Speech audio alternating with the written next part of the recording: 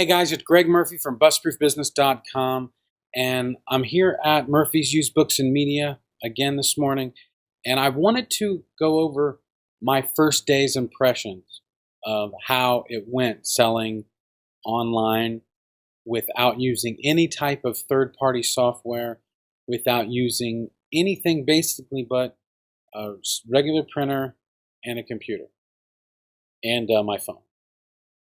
But it was hard. Um, it was very hard, and the way I think about it is that when you invest in third-party software, it's almost always worth it. Not all third-party software, but when you find something that's good, that saves time, especially when it's just you that's working, you find that it's super effective. I mean, if you can hire someone for $10 an hour to do a job, you shouldn't be doing it. You know, you've heard me talk about that for a long time. But sometimes when you're doing everything from scratch, when you're bootstrapping it, you don't have a choice.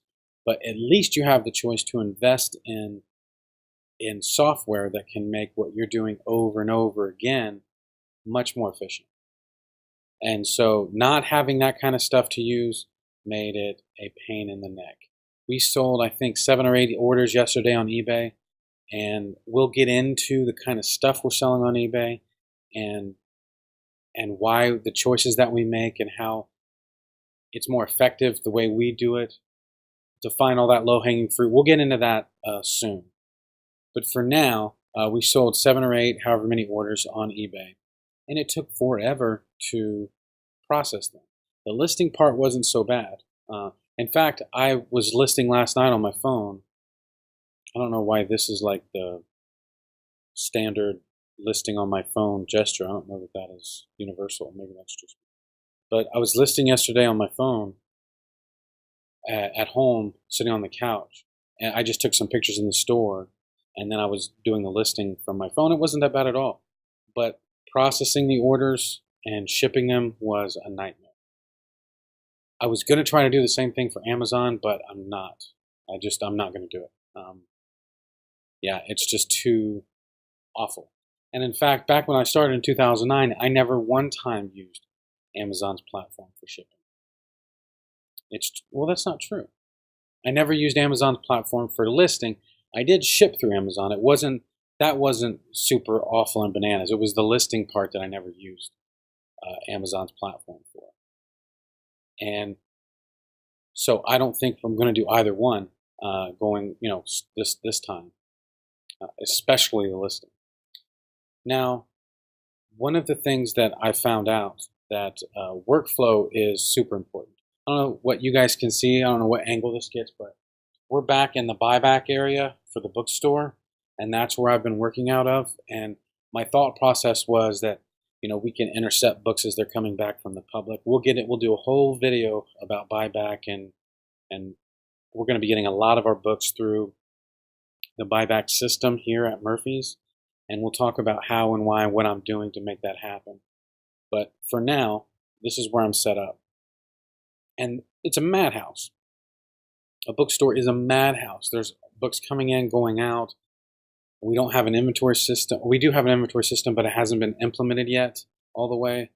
And so it's been tough. And so we got to get a better workflow. That's really basically what I'm finding. So now, historically, starting out in 2009, when I started selling on Amazon, I used Phil's. That was the software that I used at first. And it was decent. It was good. Now, even now, I'm pretty sure they don't really do FBA integration. And from there, I moved on to more enterprise solutions that were more comprehensive, but were more expensive. And I tried a few of those out. And that's the kind of stuff that I'm used to. And I'll try to fight the urge to go back to that because it's frankly less interesting to people that are just starting out that don't want to invest a bunch of money starting out.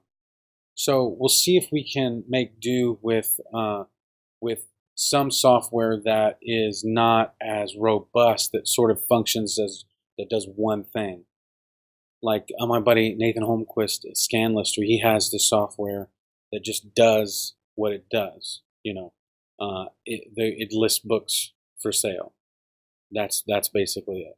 And you know, the guys Travis from Accelerless, same thing, right? I mean, the same type of software. So their workflow, and so I'll try to see if I can make do with that kind of stuff. And it's not that it's not a good product. These are not good products. The problem is that I'm just used to doing it the way that I do it. The other thing with an enterprise solution is that it's more dummy proof to the point where you can have staff use it without having to worry as much.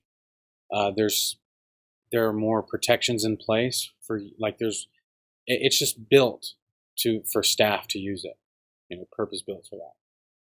So we'll see what we can do. I'm not making any promises, but I'll do my best to try to, and if I can't use this software, maybe we'll try to get some interviews set up so we can talk about ways that we might be able to integrate this stuff into the business. But that's about it for now, and you're going to see way more of these videos as to what's going on and what I'm working on. But if you guys have any questions, and by the way, guys, I have a lot of questions that were sent in by email. I have a lot of ones that were posted on the last video on YouTube and in the Busproof Book Flipping Facebook group. And I have a list of all that stuff that I didn't address there that I'm going to get into with a Q&A post very soon. For now, though, guys, that's it for me, and I will talk to you soon. Bye-bye.